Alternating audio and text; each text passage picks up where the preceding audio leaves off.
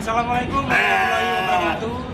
Jadi pada kesempatan kali ini kita akan sosialisasi tentang bagaimana memotong tanduk pada domba dan kastrasi. Nanti akan dijelaskan apa manfaatnya dan untuk apa, bagaimana caranya. Memperkenalkan diri, nama saya Agil Agung.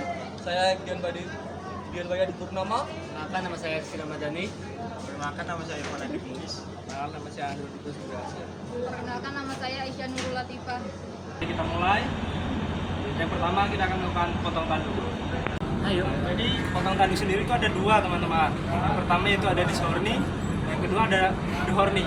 Untuk dishorny sendiri biasanya dilakukan pada ternak yang baru lahir, yaitu untuk mencegah pertumbuhan tanduk. Lalu untuk dehorny sendiri biasanya dilakukan pada ternak yang sudah dewasa, entah kambing, sapi ataupun domba.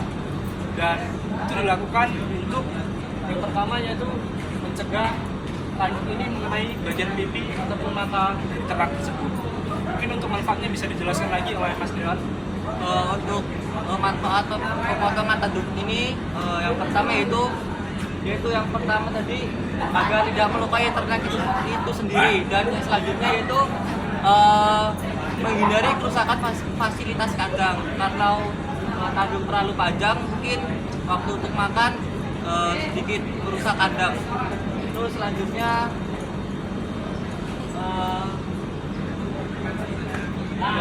dan selanjutnya tidak melukai ternak lain. Contohnya kalau waktu lapar tidak saling menyeruduk ternak lain, menghindari cedera. Nah, untuk itu langsung aja kita praktekin, teman-teman. Mari kita lihat praktekannya. Jadi langsung aja ya. Pertama kita robohin dulu.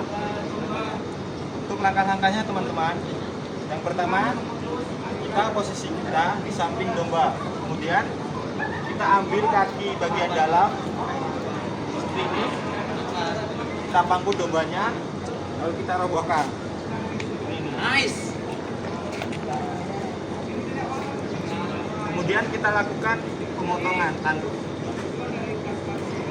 Ambil sini aja. Nah, untuk pemotongan tanduk sendiri itu umumnya menggunakan gergaji ya, teman-teman. Untuk gergaji besi atau gergaji untuk yang keras-keras seperti ini. Kemudian silahkan selalu Nice. Nah, jadi untuk pemotongan tanduk ya seperti itu ya, teman-teman. Dan pemotongan tanduk sendiri tidak perlu terlalu panjang ataupun kependekan. Jadi menyesuaikan saja agar tidak melukai ternak. Mungkin untuk pemotongan tanduk cukup sekian. Akan kita lanjut untuk kastrasi, teman-teman. Kita melanjutkan yang tadi ya, yaitu untuk sekarang kastrasi. Kastrasi ini akan dijelaskan oleh Aisyah. Jadi kastrasi itu ada dua, kastrasi tertutup dan terbuka. Kami akan mempraktikkan tentang kastrasi tertutup. Sedangkan kastrasi terbuka adalah adalah kastrasi yang melakukan sayatan pada skrotum untuk mengambil saluran vas deferens. Sedangkan untuk yang tertutup ini yaitu bagian testis dijepit dengan tang burdiso.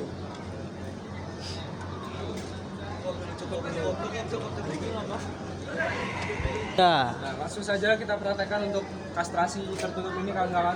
Yang pertama itu handling. Untuk langkah-langkahnya, teman-teman, yang pertama kita lakukan handling.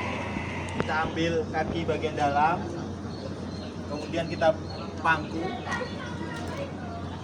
lalu kita turunkan.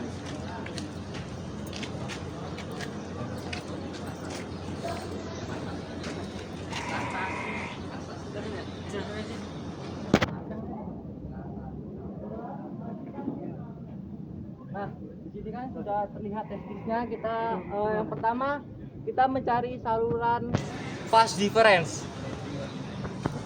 Cari dulu. Nah, di sini sudah ketemu. Kita buka tang burdisonya, lalu kita jepitkan.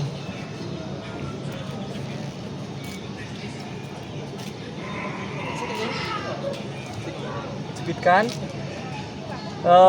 Kita jepit selama 15 hingga 30 detik. Nah, untuk jepitnya itu pastikan tang tersebut sampai berbunyi klek.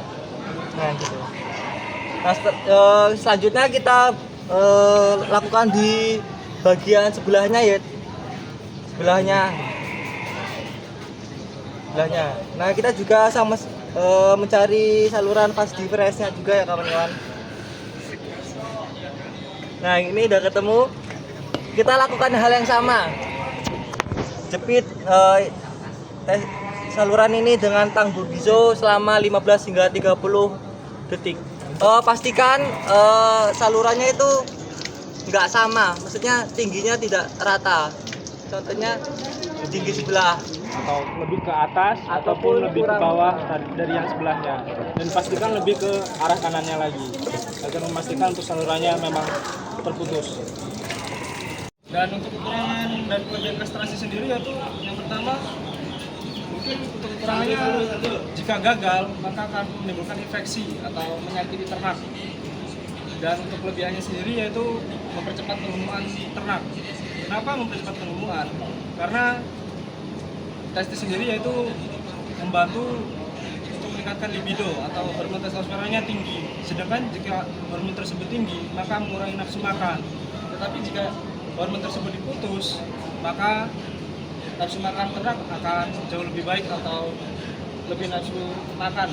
Jadi akan ternak bisa cepat tumbuh. Ciri-ciri kastrasi yang gagal itu yang pertama, testis itu tetap ukurannya tetap sama, tidak berubah ataupun bengkak atau kecil. Untuk kastrasi sendiri ini lebih baik dilakukan di umur di bawah 1 minggu karena mengurangi stres pada ternak tersebut. Baik, mungkin cukup sekian sosialisasi tentang pemotongan tanduk atau dehorni dan kastrasi pada ternak. Kami akhiri, Assalamualaikum warahmatullahi wabarakatuh.